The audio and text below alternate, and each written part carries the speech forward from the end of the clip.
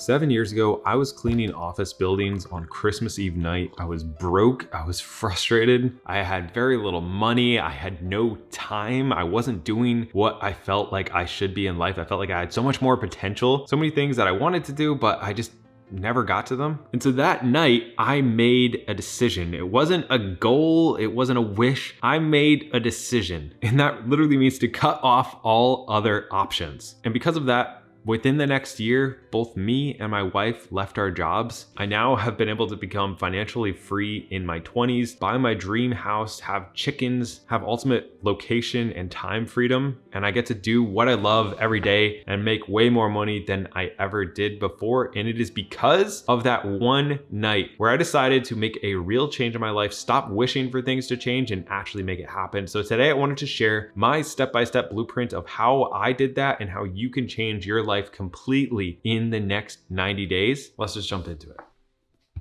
Step number one is the reality check. This is a brutally honest 3-step process where if you are not extremely honest with yourself, you're probably not going to see any change. Because if you're not clear on exactly what it is you want to change and why you want to change it, where you actually want to be in 90 days from now, then it's guaranteed that you're not gonna get there. You're probably gonna not make any significant changes if you're not clear on what they are and why you're doing them. So step number one is just to write down what you want to change. For me, 7 years ago, that was I cannot be doing the same thing that I'm doing right now. I need to change my financial situation so that I can get out of this trap and doing things that I hate, because I knew that that one decision would lead to everything else doing better. And so while it's easy to go through and list like a bunch of things you want to do, in order to actually make progress, you need to pick 1 to 3 things. I would suggest honestly just one thing, but what is one huge thing that if you made that better, if you changed this one thing, everything else in your life would get slightly better. And since we're only doing 90-day sprints, we can do this every 90 days and just totally transform your life in a year. But what is one thing you really want to change? And step 2, what is one thing that you think is a strength or that you want to keep? For me, I had this obsession with learning, which I still have today. And I knew that that was something that was like a tool in my toolbox that I really wanted to protect and make sure that I kept this obsession with growth. So now you have what you want to change, what you want to keep, and then you need a why behind it. If you don't have a strong why, you're not going to do whatever it takes over the next 90 days to stick with your decision. If your thing is like, I want to get in shape, don't just write, I want to get in shape. Why is it that you want to get in shape? Are you embarrassed when you take your shirt off at the beach? Like, write that down. That's a real reason. Do you want to lose weight so that your knees stop hurting so you can play with your grandkids? That is a real reason. That is the thing that will keep you going. Again, going back to, for me, this why was I want to be there for my kids. I don't want to go out on holidays and nights and do things that I hate. I just can't do this anymore. And if you don't have this really strong connection with your direction, it's just not going to happen. Next up, we have the minimalist reset. If you want to change your life, changing your environment is an amazing place to start. Most people don't want to be messy. They want to look put together. They want to have a clean environment where they can think, have mental clarity, where they can focus on whatever they're trying to do. And so actually like spending some time and figuring out what are some pain points that you have and how can you solve them, and really changing some physical things around you can change how you see yourself. But so before we get to these big changes that you want to see, if you can change the environment that you're actually in and become a more put together, cleaner person, that you're actually proud of your house, you're proud of your environment, it's not stressful. I've done a bunch of videos on minimalism that you can check out if you want to dive down that road, but that can look different to everybody. Like I started wearing all black like I think 6 years ago now, and that for me just became kind of like a uniform, like a physical representation that I've changed as a person. It's also just much simpler. It's something I never have to think about. I always kind of like put together, black goes with anything, which is pretty easy. But also like when I even just cut my hair, I look more put together. If you can change something physical about your environment or your person, that can be a great cue to remember that I am changing as a person. I'm not that old me, I am changing. And how can you physically represent that to kind of prove it to yourself? Decide the person you want to become. This was absolutely life-changing for me. I can't remember what book I read this in. I think it was How to Win Friends and Influence People. But if you give somebody else a reputation of like, hey man, I know you're a super honest guy and that you'll totally fully pay me back and you would never like, you know, keep money from your friend. So I just wanted to check on like when you were thinking of paying me back. You just gave that person a great reputation and they're going to want to live up to that and give you the money back that they owe you or whatever. That was an example. And so I actually gave myself the reputation of the person that I wanted to become. And then I tried to do small things every day that voted for that person. Like I really wanted to do YouTube full time and just have that be my thing. So I started thinking of myself and calling myself a creator. What do creators do? They create things. And so every day I did one thing for my YouTube channel. And I've done that now for 7 years. Actually, today was the 7th anniversary of my YouTube channel. Congrats me.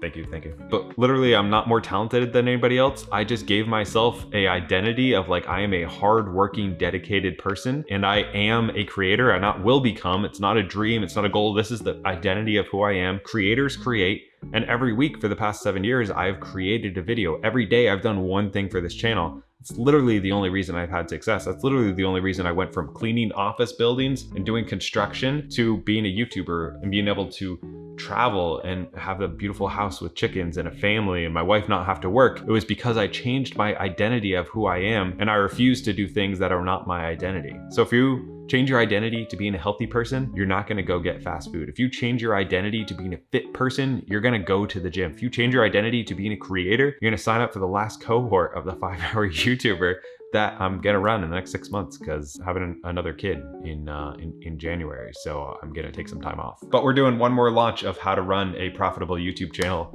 in 5 hours a week, something that I perfected over the last 7 years of totally obsession about this. So feel free to join the waitlist if that's something you wanna do, link down below. Anyways, the next thing is to make a plan. So now you know what you want to do, what you want to keep, who you want to become, who you are, and not just somebody who you want to become. You are that person. How do you actually get there?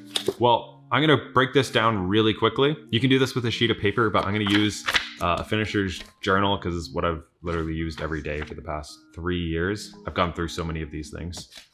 So what you want to start off with is a outcome goal. Over the next 90 days, what is one thing that you want to happen? So like for instance, if your goal was to get in shape, change your body, become a fit person, we'll go over how you break that down into actionable steps that you can actually stick to, have a clear plan, know exactly what you should be doing each and every day to get to that goal without any luck or falling off the bandwagon. This is it. So your outcome goal, let's say, is over the next 12 weeks, if you want to go to the gym 3 times per week, because that's something you can actually control, then it would be to go to the gym 36 times before the end of the year. What does that look like? What are the action steps to get there? Well, it's going to be to go to the gym 3 times a week.